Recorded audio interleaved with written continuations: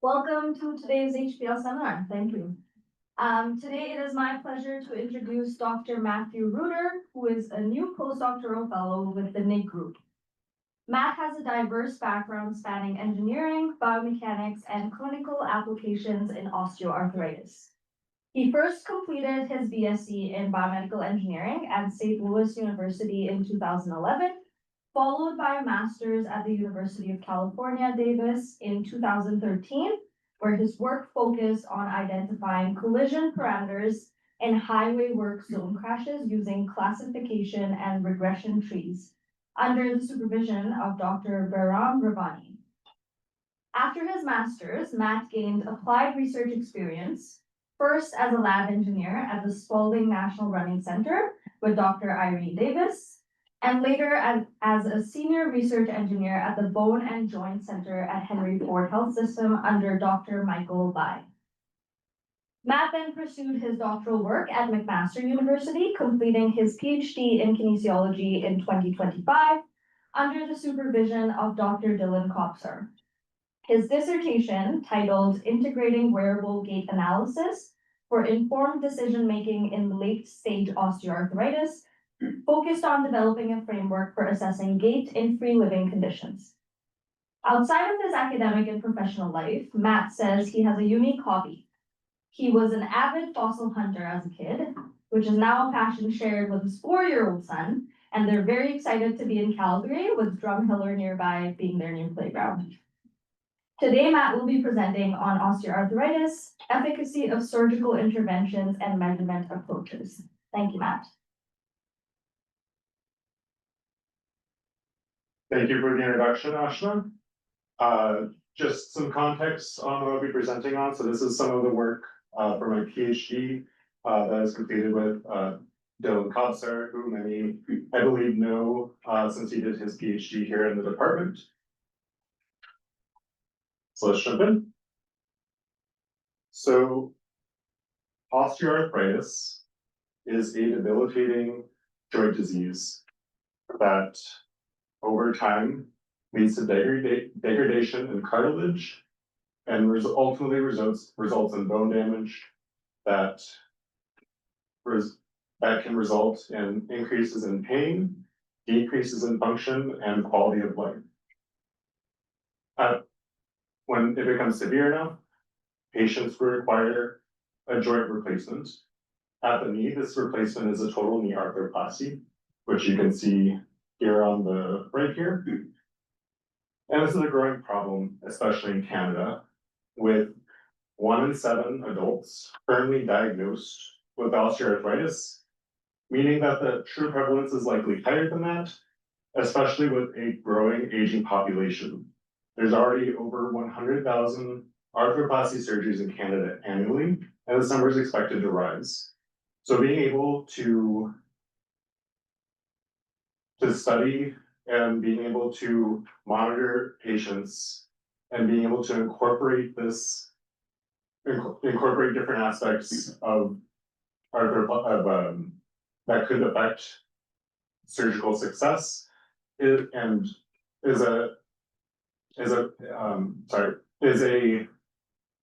ongoing problem as the prevalence increases.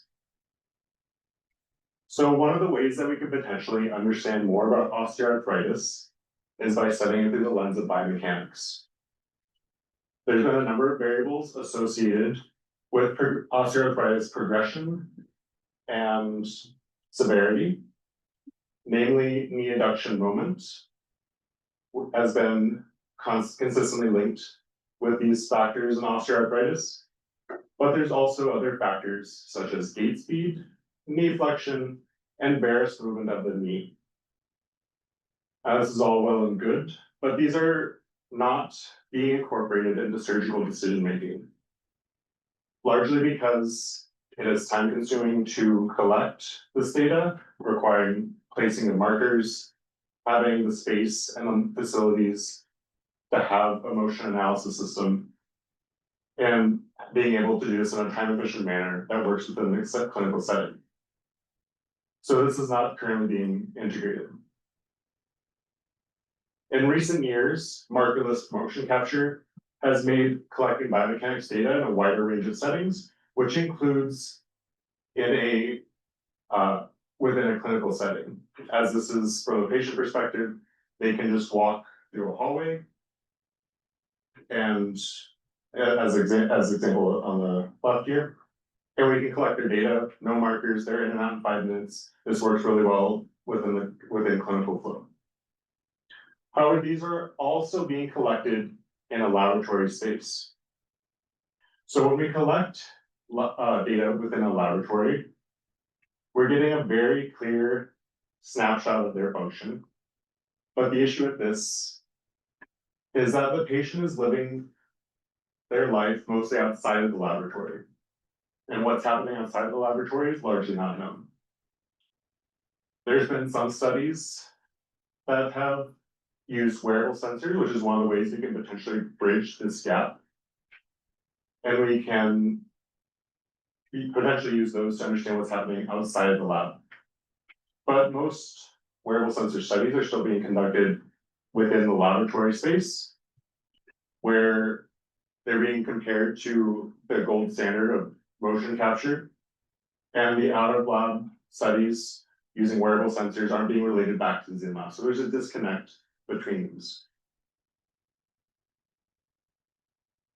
So the aims for my talk today is to first establish the relationship of gait metrics in lab versus free living, and then evaluate the effectiveness of surgical intervention using this lens, and then finally look at the sensitivity to detect gait changes after surgery using these different variables.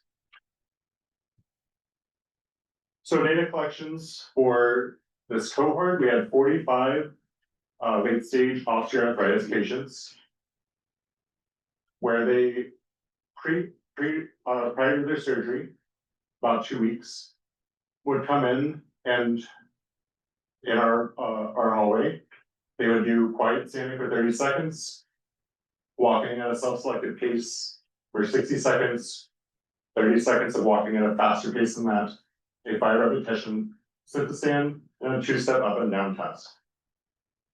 Not all patients completed this, and everyone did a walk-in trial, and I will be focusing on that today. We measured this concurrently with motion capture and wearable sensors. So for the markerless motion capture, we had 10 cameras positioned along a clinically adjacent hallway, which allowed us to bring the patients up during their clinical visit, walk through the hallway, and then go on their way. We can then post-process this using the markerless, where we can get the kinematic data out of this of the patient walking over ground. We can extract kinematic variables. For the wearable sensors, we use 2 Activity AX6 IMU sensors. These are placed just below the knee. These measure acceleration and angular velocity, sampled at 100 Hertz. They were placed with tape, so they were able to stay on for up to 7 days. Patients then would walk and leave the lab with these, and then would mail them back after 7 days. The clinical setting for this was St. Joseph Hospital in Hamilton, Ontario, where we had patients come in at pre-op, at 3 months follow-up after their surgery, 6 months, and 12 months. We looked at a number of different variables. This is a subset of the variables I'll be talking about today. So some of these we have concurrently within both. So stride time and function angular velocity we have in both. The others are unique to their measurement capture.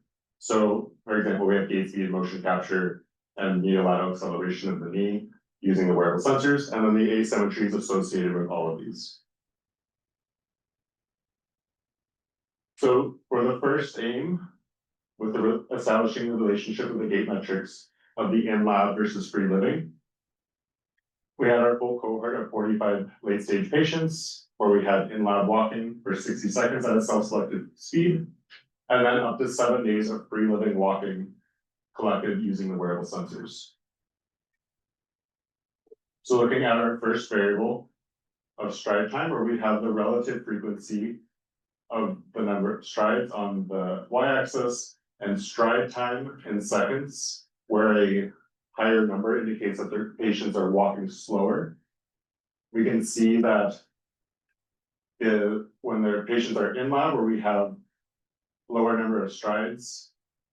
So we have 34 in the green, 70 in the orange, and about 15,000 in the blue. We can see that the in-lab portion is a very tight from both motion capture and in-lab sensor. These are almost on top of each other. When we look at the free living median here, it's a little bit slower, which is consistent with the previous literature where patients tend to walk slower outside the lab. We can also see that there's a much wider distribution of stride times as patients are likely doing a variety of tasks, negotiating different things outside the lab. And so this was from a representative patient. When we look at the full interclass correlation coefficient between these different measurement types, we saw that for the motion capture versus in-lab sensor, we had an ICC of 0.99, indicating that these are basically giving us the same information.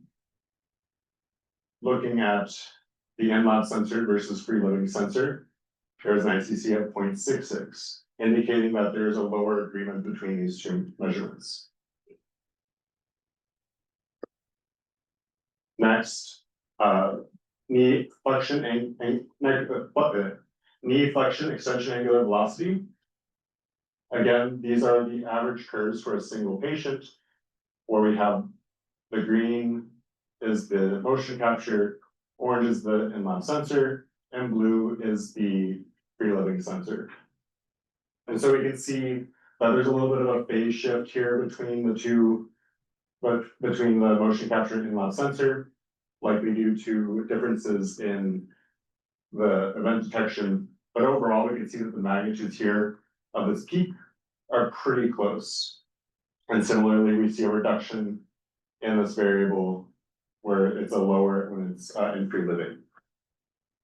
Again, this is a velocity variable that is associated with walking speed. So if we see a lower angular velocity with this variable, it would indicate that they're walking slower, and so that's consistent with this. Looking at the ICC between the peak angular velocity for the whole cohort, we saw that there was, again, a moderate agreement between mocap and in-lab sensor of 0.81, and a lower agreement again between the in-lab sensor and the free living sensor. Again, this indicates that there is a different representation of the data from in-lab to out of lab. So the key takeaways from this first aim, there is a high degree of in-lab agreement, while free living had a lower agreement, but demonstrated a higher variability across the different variables. And this allows us to establish methodological trade-offs between measuring gait in-lab versus free living, where the in-lab is going to give us a very consistent snapshot of function in a patient, whereas in a free living environment, it's going to give us more of their day-to-day function and how they're actually moving outside of the lab. So using this first aim, we'll now go to the second and evaluate and through this lens, we'll look at the effectiveness of surgical intervention. So for the second aim, we now have 42 patients, as 3 of the patients are now returned for follow-ups.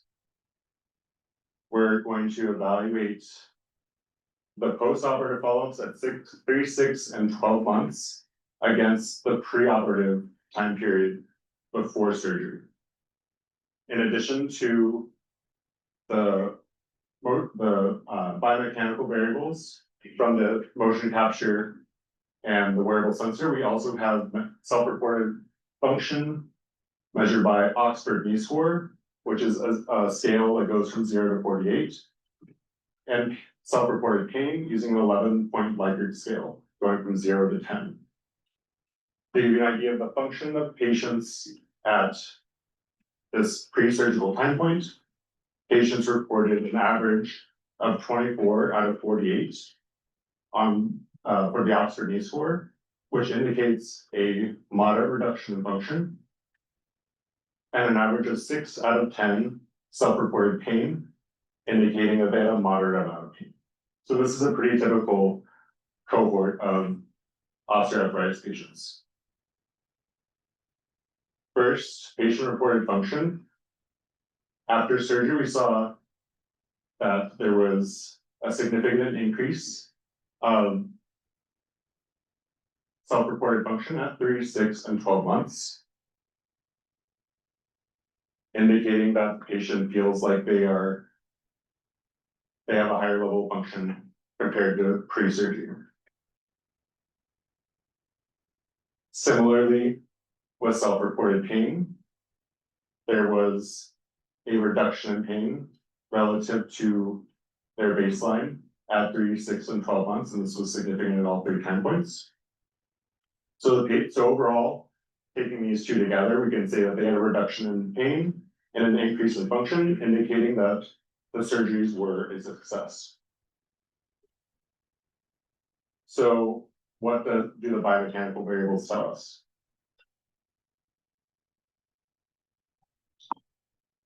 So first with gait speed, there was a similar trend where we saw an increase in gait speed across 3, 6, and 12 months. And these were significant relative to the baseline at all 3 time points. So patients are walking faster with this, which is consistent with their self-reported function of increasing. Similar results were seen with stride time, though the significant difference was not detected until 6 and 12 months. Overall, there was a decrease in stride time, indicating again that they are walking faster. Peak stance flexion, so this is going to be a measure of their knee angle during stance.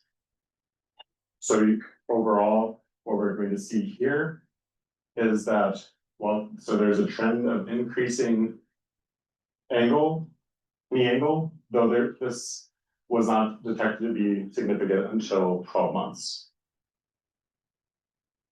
So again, they are having they're able to walk faster, they're able to extend more, and we can see this across these variables.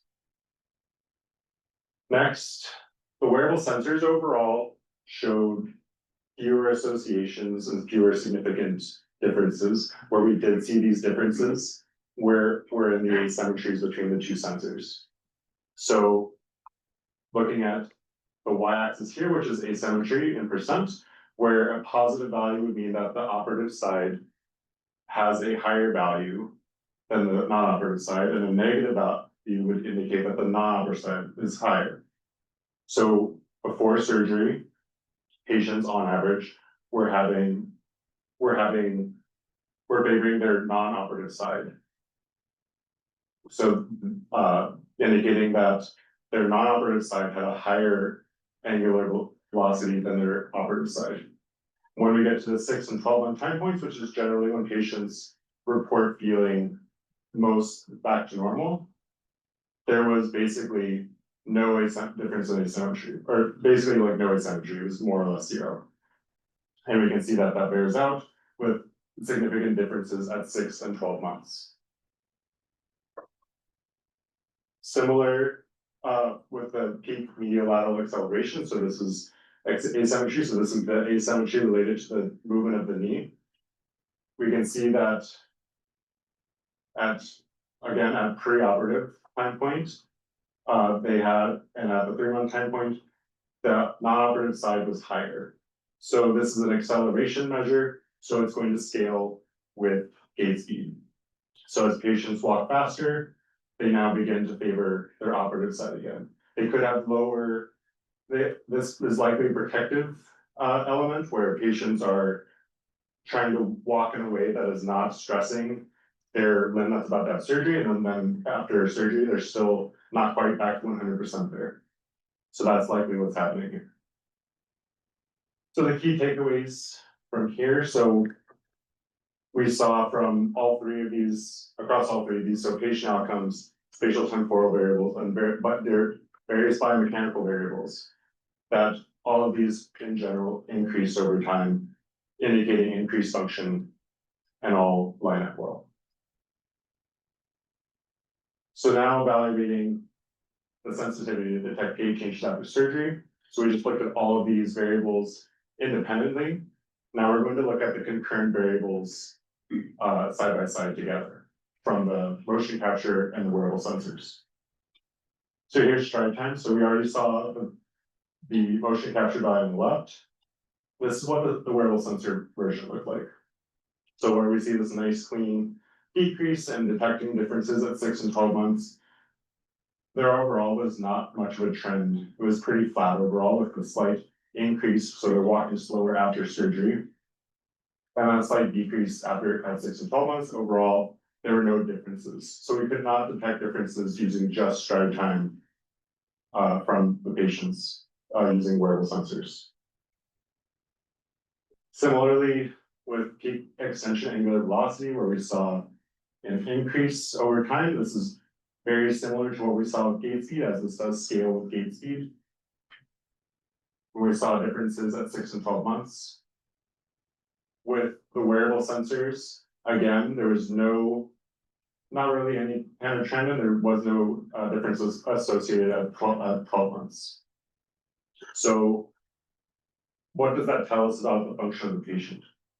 So when they're measured in lab, we can see that they're increasing, but when they go home, they're maybe not moving differently than when they're than they normally do. So they're gonna, in general, gonna be walking slower anyway. So we may not be able to detect those differences. So overall, we can see that the surgical intervention was successful and that there are differences between the measurements. So we saw from the motion capture that there are differences in gait speed, stride time, flexion angle, velocity that we could detect. But we didn't see differences in the asymmetry measures for motion capture. Whereas with the wearable sensors, we did not see differences from stride time and flexion angle velocity, but we did see differences when we looked across the asymmetry, the variables with asymmetry. So the takeaways from this, overall, I would say that we can see that that motion capture is going to be more sensitive as a measured for measuring sensitivity to change in an osteoarthritis population. And we did not see this to be associated with the wearable sensors.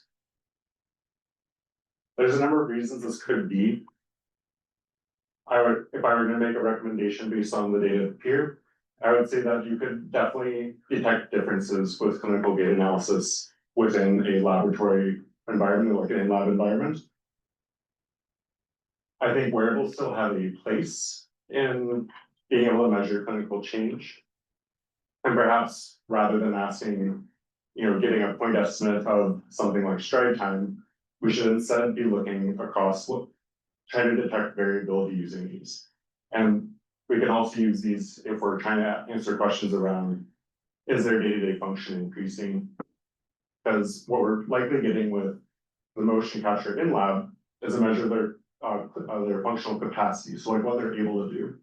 We know that there's been a number of studies showing that when people are being observed, that people walk differently and behave differently when they know that they're not being observed. So I think that's consistent with the previous literature there.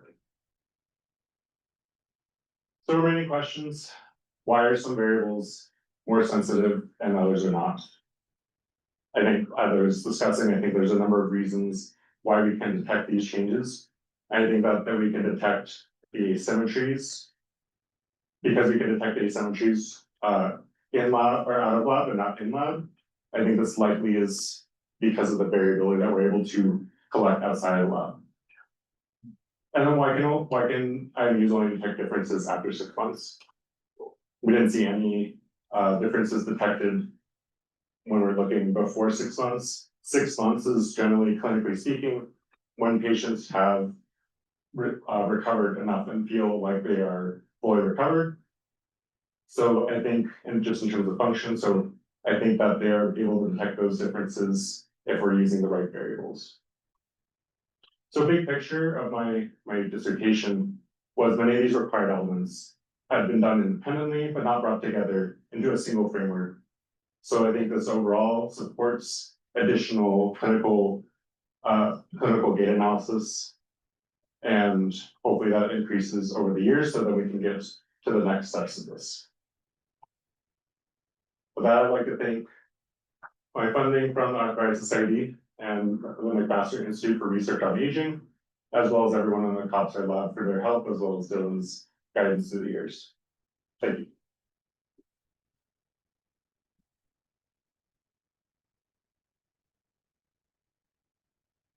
Floor is open for questions. Who would like to start us off?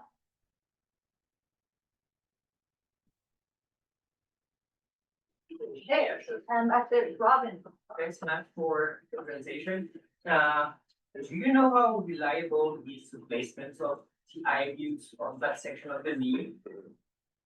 How did you do to get them always at the same spot, like 3 months?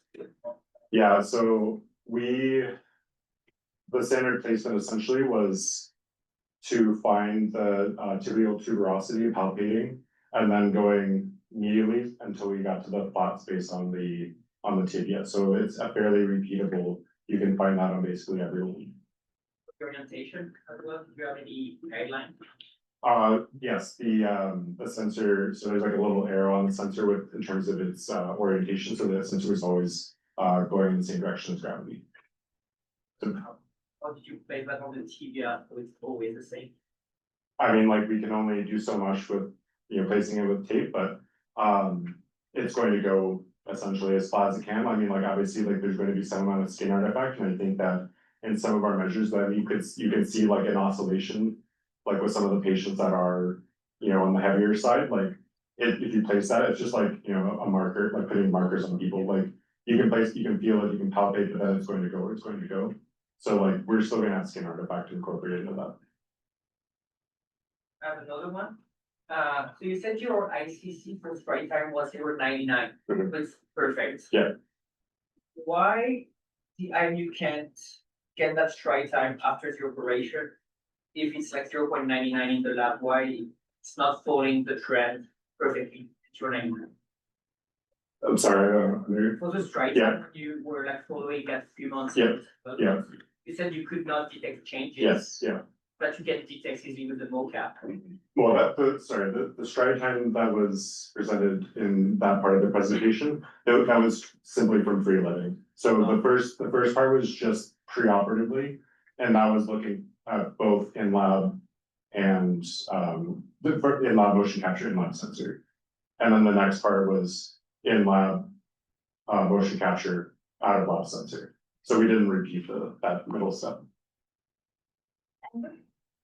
So did you look at the variability in just stride time post-operatively?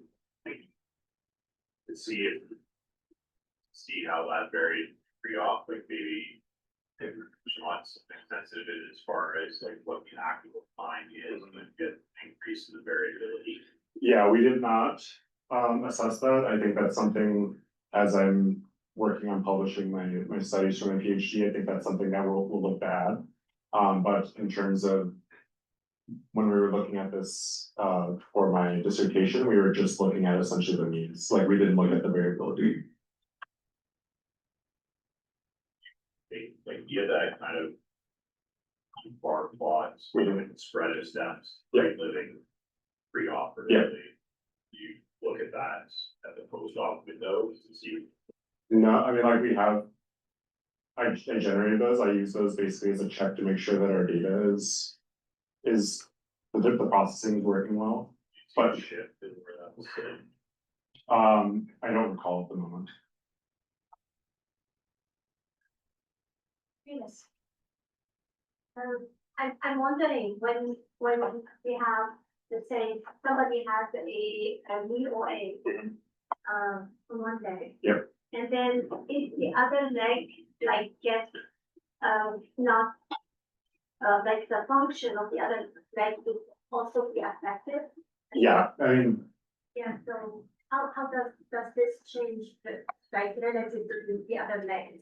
yeah, I mean, that's a good question, and overall, I can tell you that a not a significant number of patients were eventually getting a bilateral, like, they're in, like, patients would come in, do our study and come back in for their 6 months time point and walk and be like, oh yeah, I'm going in for my other knee next week.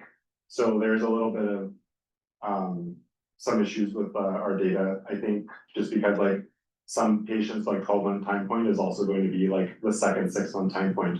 Yeah, from the standpoint of like they had surgery on the other leg. So, and like, you know, it is a joint disease, like it's going to, if it's in one, it's likely in both. They often have surgery on the one that's more severe first.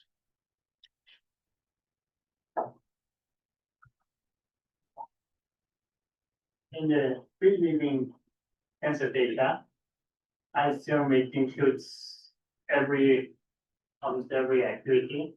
So have you tried to select maybe higher speed activity gates only? Yeah, great question. I didn't go into how we actually process the free living data. One of my studies was creating a machine learning model for activity classification, specifically tailored towards an OA population.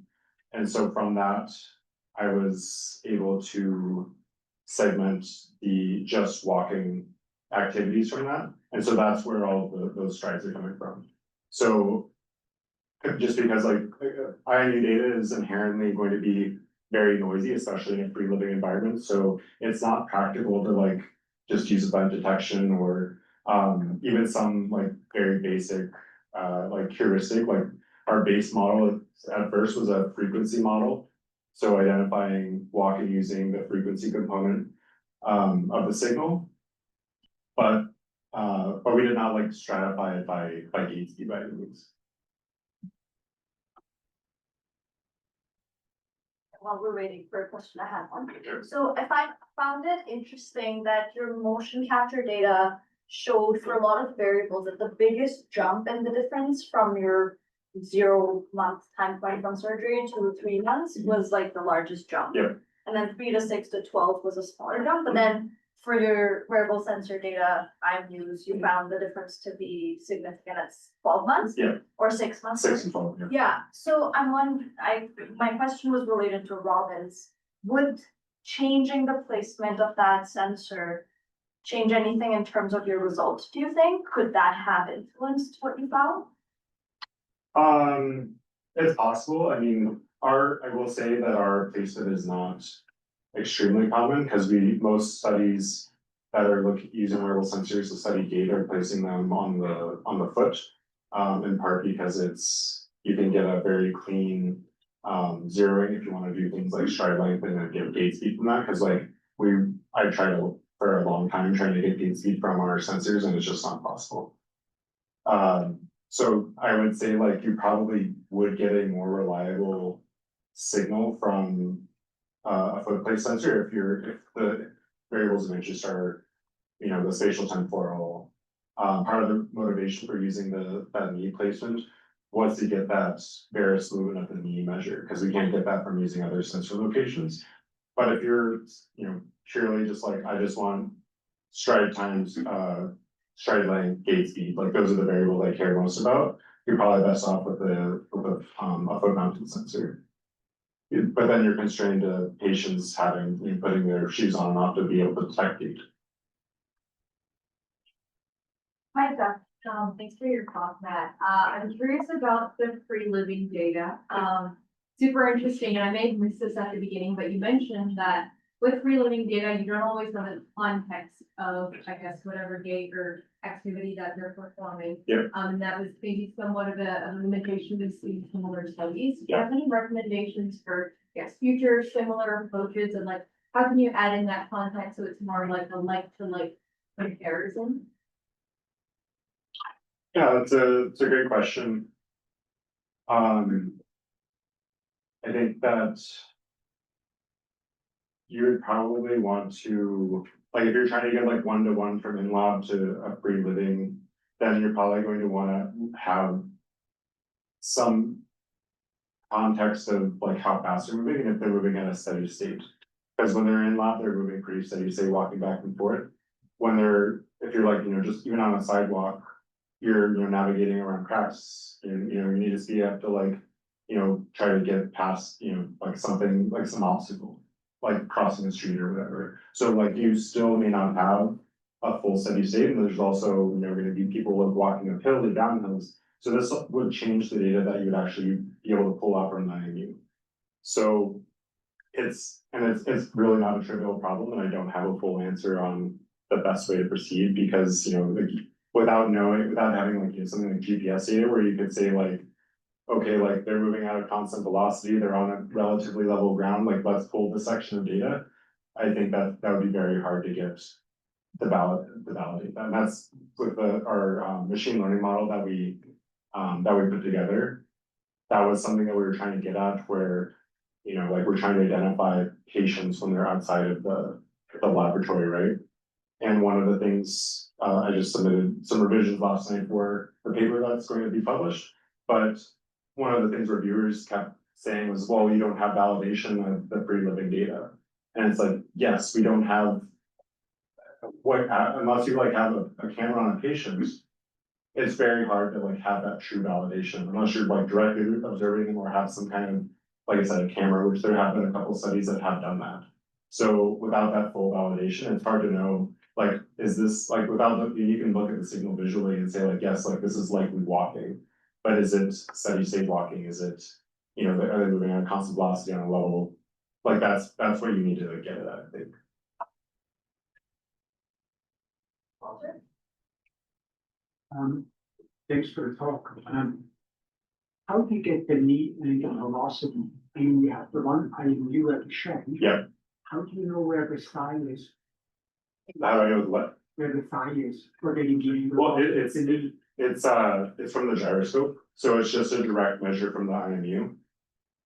So it's literally just taking the sensor and like the rotation and the AP direction of the shank. of the shank, yes. So it's more, I guess it would be more appropriate to say that it's a shank angular velocity. And then That's not an angular velocity of the knee. yeah, it would be angular velocity of the shank. It's just in your previous answer, you mentioned stride length, but you didn't show that in your presentation because I wrote down. Yeah. Where is stride length? So you have stride length as well? I don't. I spent months trying to get stride length. I tried a number of different methods and just could never get it across the finish line. It's very difficult, like, because realistically, you need either, there's, obviously there's the two main methods are either like doing like a zero velocity update. So you would need a portion of the data where there's basically no movement, which at the foot is fairly easy. It's extremely not trivial at the shank just because like it's constantly moving. There's periods of low velocity, but there's no zero velocity. So it makes it very hard to get that metric out. And your patients, what kind of surgeries did they have? Were they all similar for joint replacements or? They were all, different surgery? this patient population was all total knee arthroplasty. I think that there were a few that were partial knee arthroplasty, but they were all knee surgeries. The other thing that I was wondering, when you showed your data of the different time points, you said on top of the slide that N was 42, but there were clearly time points where you had, if I counted correctly, like 15 or 17 data points, and they seem to be different. Yeah, we had, so that is a fair point. We did have, so we had 42 at the baseline, and then what combination, like some patients only came back in for 3 months, some patients came for 6 and 12. Like there's a variation of like when patients came in, and we did have some attrition from patients that would come in for 3 and 6 and not come in for 12. So the analysis that I presented here, we used a linear mixed model within patient So the model was basically like if we had a patient at baseline and 6 and 12, we could model like what was happening in that 3 month that was missing. And you don't have some patients that were there for all 3 posts on the previous. We had, I think it was 8 that were across all of them. And so if you only look at those 8, Mhm. would you get the same line essentially as when? It's very similar. Okay. Yeah. Yeah, and at the beginning, you talked about evaluating the success of the surgery. At the end, you never really said if you felt the surgery was successful and how would you define successful surgery? I mean, if they walk faster, is that a success or what is success? Yeah, I think from the patients, and I think I tried to highlight that during the patient self-reported function where, we did see patients self-reported lower pain and higher function. So I think that's like that in itself would indicate a successful surgery. We do have some measures of patient satisfaction that I didn't include in here, but on the whole, patients were like I would say like the average was, I think it was like on the Likert scale, and I think it was like 8 or 9 out of 10. Like most patients were very satisfied. The ones that weren't were the ones you could look at the plot with pain, and they were the ones that still had high levels of pain. I'm just asking that because a few years ago I was involved peripherally in a study like that, joint replacement. And one of the things that the main investigator said was, what you really need to do is to manage expectations of the patients before. Yeah. Because they all expect they're going to be skiing and running around and doing everything and have absolutely no pain, and you need to manage that. Yeah. Because that's not the outcome. Yeah. So did you have some management plan with these people Not, that they felt, because in that study, when they didn't do that, Yeah. then most patients were actually disappointed, even though they might be functioning better. Mhm. They were actually disappointed, said, oh, I still can run, I still have pain, I still have this, and I still cannot do that. Yeah. So how do you do that? Yeah, I think that's a great question. I think it is. I don't think, my understanding of that the clinicians at the hospital there, I don't think, as far as I know, they did not do anything like that. And I think that's the data from the free living kind of bears out that patients overall like don't really change their behavior. Like if they were kind of walking slower before surgery, they're probably kind of walking slow after surgery. And so like in terms of like, what's a successful surgery, I think it's one framing it in a way it's like you're gonna have more function and less pain, but maybe you're not all the way back to being able to see and run and all that kind of stuff. The free walking I found very interesting because I was thinking about myself, how I freely walk, and I was thinking of a very specific phenomenon. So when I go walking with my dog alone at night, I walk very fast because my dog walks very fast. But then every once in a while, I bump into my neighbor who has this very slow dog, and then I have to walk very slow. And so I guess the point that I'm trying to make, very often in outside life, you don't really walk your preferred speed. Yeah. It might be very much dependent on how fast your dog walks, for example, or if you walk as a child, a 1-year-old that can barely walk. Very aware about that. Those type of things, yeah. Yeah. So is there, I mean, how do you account for that? How do you compare speeds inside and outside? Yeah, I mean, that's a fair point that others have raised where, without having some context to say like, they like this, like, unless you like have basically a self-reported diary of saying, I went for a walk like by myself and like he was in this time period, and you could go to the data and pull out that time period perhaps. Like without any kind of like outside information, like there's really nothing that you could do to account for that. Then I think that is why you do see like that wider distribution, as you said, like you walk in different contexts, you walk differently. And so getting back to that, how do you relate that to in-lab? You need to have some kind of context from the out-lab. Maybe some of these patients walk as part of their rehabilitation. Yeah. And they go by themselves and they go on a track and Mhm. they walk at the free selected speed. We Yeah. would only look at those portions. of Yeah. it, right? Yeah, I mean, I think that's probably like your best case scenario is if you know that a patient is receiving physical therapy at the same time in the same context, you could potentially go and grab those snippets of data. I think like ideally you would have like even more integrated than we were, where the patients are coming back from rehab and you're able to measure that while you can directly observe them in the lab or like in like on a track, like doing like rehab walking. So how long did it take you to get 42 patients and follow them up for a year? Like how long was your data collection thing? That was about 20 months. It's not bad. Probably much longer.